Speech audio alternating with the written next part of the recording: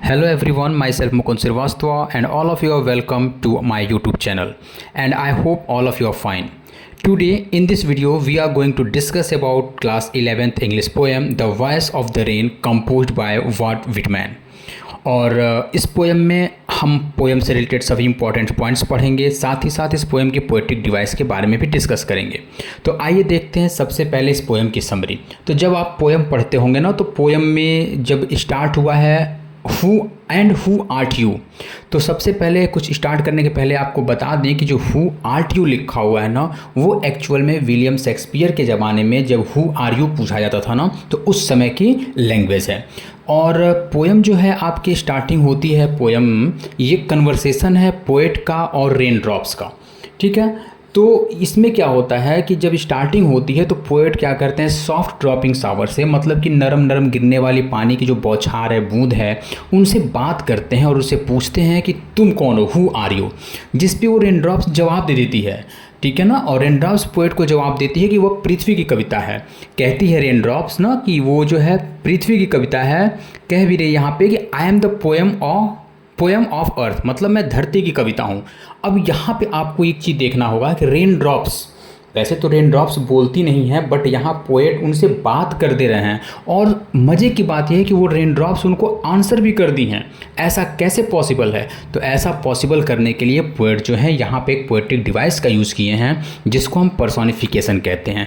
और poetic device के बारे में ना हम आगे डिस्कस करेंगे। तो आगे पोएम देखते हैं कि जब बारिश पोएट को रिप्लाई दे देती है, ठीक है, और उससे बता रही है कि उसे छुआ नहीं जा सकता है क्योंकि वह ज़मीन पर सरफेस वाटर और जो बहुत ज़्यादा ओशियन वाटर है ना, उससे आसमान में वाटर वेपर के रूप में उठती है और अपना शेप चेंज करती है, फिर भी वैसे ही बनी रहती है, सेम रहती है। ड्यू टू कंडेंसेशन ये फिर क्लाउड्स के फॉर्म में आ जाती हैं।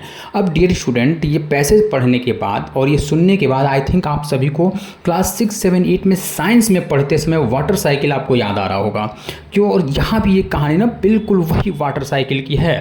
और मुझे लगता है कि आप में से बहुत से लोगों ने वाटर साइकिल का मॉडल भी बनाया होगा, फिगर बनाया होगा, कुछ लोगों ने तो वर्किंग मॉडल भी बनाया होगा।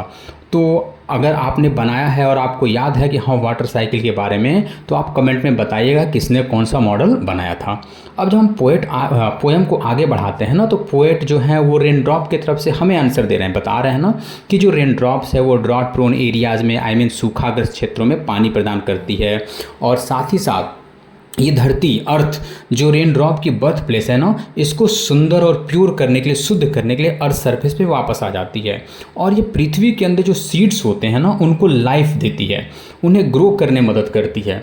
बारिश जो है ना, वो बिल्कुल परवाह नहीं करती, बिल्कुल केयर नहीं करती है कि कोई उसके काम की परवाह कर रहा है या नहीं कर रहा है, कौन क्या सोचेगा, क्या करेगा, उससे उसको कोई मतलब नहीं है। बस इस रेन ड्रॉप्स को चाहिए कि अपना काम कंप्लीट करती है और फिर अपने धरती पे, अपने घर वापस आ जाती है।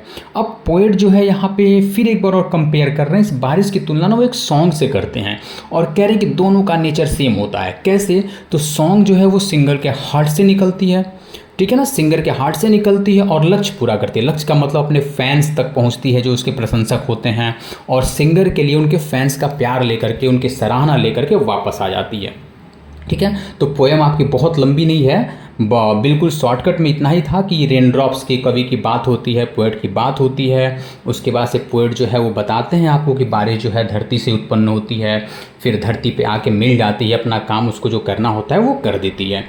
तो उसके बाद से ये इसका आपकी पोएम की समरी थी। अब इसमें पोएट जो है ना कुछ पोएटिक डिवाइस का यूज किए हैं इस कविता की सुंदरता को बढ़ाने के लिए। तो सबसे पहले आपको मैंने बताया था पर्सोनिफिकेशन के बारे में। जब आप स्क्रीन पे देखेंगे तो आपको पर्सोनिफिकेशन के डिफिनीशन और उसके एग्जाम्पल आपको मिल जाएंगे, बता भी दे रहा हूँ मैं। पर्सोनिफिकेशन में क्या होता है ना कि नॉन लिविंग थिंग्स और जो आइडियाज़ होते हैं उसको हम पर्सन की तरह बिहेव कर देते हैं, इंसान बना देते हैं, उनसे काम करवाते हैं। जैसे कि आपने देखा कि पोएट जो है वो रेन ड्रॉप से बुलवाने का काम कर रहे हैं, बुलवा दे रहे हैं, और बोलने के लिए शरीर होना चाहिए, मुंह होना चाहिए। तो ये नॉन लिविंग थिंग आइडिया है और इसको हमने पर्सोनिफिकेशन के पोएट जो है पर्सोनिफिकेशन के रूप में, पर्सन के रूप में डिनोट कर दिए हैं। दूसरा जो है इसमें आपको मेटाफर मिलेगा। मेटाफर में यहाँ पे लाइन है I am the poem of earth, यानी कि रेन का कंपेयर कर दिया गया है पोएम से। और बिना एज लाइक सो का आप पढ़े हैं हमारे पोएटिक डिवाइस वाले वीडियो में, देखिएगा कि यदि हम दो अलग अलग ऑब्जेक्ट का कंपेयर करते हैं बिना एज लाइक सो का यूज किए हुए तो मेटाफर होता है। नेक्स्ट फिगर ऑफ स्पीच आपको हाइपरबोल मिल जाएगा। हाइपरबोल में क्या होता है कि हम किसी बात को बहुत बढ़ा चढ़ा के बोलते हैं, ठीक है ना। जैसे आपके पोएम में लिखा हुआ है बॉटमलेस सी, मतलब बहुत गहरा समुद्र है जिसका बॉटम है ही नहीं, तो ऐसा पॉसिबल नहीं हो सकता है, ठीक है। उसके बाद से क्या होता है कि आपको अगला फिगर ऑफ स्पीच मिलेगा इमेजरी। इमेजरी का मतलब आप पढ़ेंगे और वो आपको इमेज आपको दिखाई देगा। जैसे सॉफ्ट फॉलिंग शावर, ये है यहाँ पे एक पोएट जो है वो इमेजरी का प्रयोग किए हुए हैं। और सॉफ्ट फॉलिंग शावर जब हम पढ़ेंगे तो हमको बारिश की बूंदें गिरती बिल्कुल इमेजिन हो जाएंगी, सामने लगेगा दिख रही हैं। तो ये आपकी पोएम की समरी थी और इसमें इंपॉर्टेंट जो पोएटिक डिवाइस है वो था, ठीक है। और आई होप कि आपने इसे सुना होगा, ध्यान से समझा भी होगा। और अगर आपको और लगता है कि और कोई इंपॉर्टेंट पॉइंट छूट गया इस पोएम में या आपको नहीं समझ में आया है या कोई पोएटिक डिवाइस जो आपको लग रहा है ना, तो कमेंट करके बताइएगा, हम उसके बारे में फिर डिस्कस करेंगे। और एक चीज़ और आपसे बताना चाहेंगे कि हमारी अगली वीडियो जो है वो फिर बहुत जल्दी आ रही है और आप इस वीडियो को अपने और फ्रेंड्स को शेयर करिए। और जो क्लास 11th में पढ़ रहे हैं, जहाँ तक हमारा वीडियो नहीं पहुँचा है आप उनको दीजिए और बताइए कि भाई ये वीडियो सुनेंगे तो बिना बुक के बिना कॉपी के उनको तुरंत याद हो जाएगा, सब कुछ हमने इसमें बता दिया है, ठीक है। तो फिर मिलते हैं बहुत जल्दी एक नए वीडियो के साथ। हमारी नई वीडियो आने वाली है, तब तक के लिए धन्यवाद। आप इस वीडियो को शेयर करिए, अधिक से अधिक सब्सक्राइब करवाइए। Thank you.